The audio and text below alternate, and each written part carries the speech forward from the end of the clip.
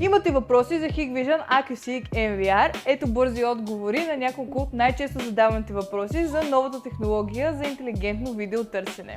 С какво е по-добър от обикновеният видеорекордер? Ами отговорът е прост. Това е рекордер, но с вграден изкуствен интелект. Вместо да превъртате часове празни записи, той ви позволява мигновено да търсите в архива не просто за движение, а за конкретен човек, автомобил или дори за марка кола. Каква е разликата с обикновеното засичане на движение? Ами обикновеното засичане реагира на почти всичко, докато AcuSync игнорира дъжд, вятър и животни с по-малко фалшиви тревоги и праща известие само при реален обект. Как точно намираме запис с AcuSync? Ами все едно търсим в Google. Просто пишем каквото искаме да видим на напълно свободен език, като можете да введете нещо конкретно като човек с червено яке, бял бус или дори човек, който разхожда куче, като системата сканира архива и за секунди ви вади точните видеоклипове.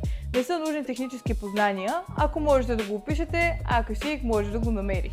Кое е най-досадното нещо във вашето видеонаблюдение в момента? Фалшивите аларми или бавното търсене? Напишете ни в коментарите, а ако видеото ви е било полезно, последвайте ни, за да не пропуснете и част 2.